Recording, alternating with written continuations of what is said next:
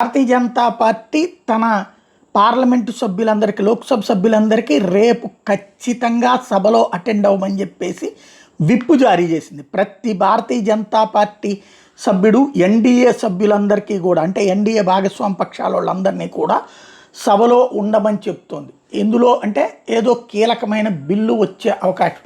Number 1, ఒకటి Lok Sabha speaker మీదన పెట్టిన అవిశ్వాస తీర్మానానికి వ్యతిరేకంగా ఓటేయడానికి అందరినీ సంఘటితపరచడం.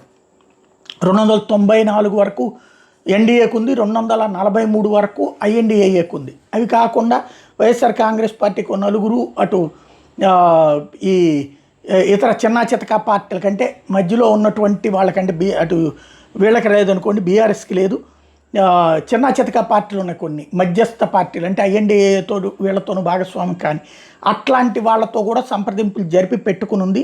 ఇప్పుడు అది ఒక పక్కన నడుస్తుంది. దానికోసం విప్పు జారీ చేశారా లేదా మరొక పరిస్థితి నడుస్తుంది. ఏదో ఇంపార్టెంట్ బిల్లు పెడతారు. ఒకటి సరిహద్దుల్లో కొత్త కేంద్రపాలిత ప్రాంతం, అదే మొన్న కూడా మమతా బెనర్జీ కూడా మహారాష్ట్ర నుంచి కొన్ని ప్రాంతాలు విడదీయడానికి కుట్ర పన్నుతుంది, బీజేపీ మేము తాట తీస్తాం అట్టు వదిలిపెట్టమన్నటువంటిది. దాంట్లో భాగమా?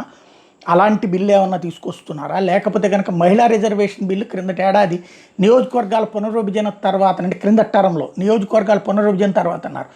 అలా కాకుండా ఇప్పుడు నియోజకవర్గాల పునర్విభజన చెయ్యక ముందే మహిళా రిజర్వేషన్లు అమలు చేసేయడం, అంటే జనాభా లెక్కల తర్వాత నియోజకవర్గాలు పునర్విభజన చేయకుండా ఎన్నికలకు వెళ్తారు. ఈ ట్రిప్ మహిళా రిజర్వేషన్లు మాత్రం తీసుకురావడానికి ఏమన్నా సిద్ధపడుతున్నారా? అందుకు గాను చట్ట సవరణ ఏమన్నా చేస్తున్నారా అన్నది చూడాల్సి ఉంది.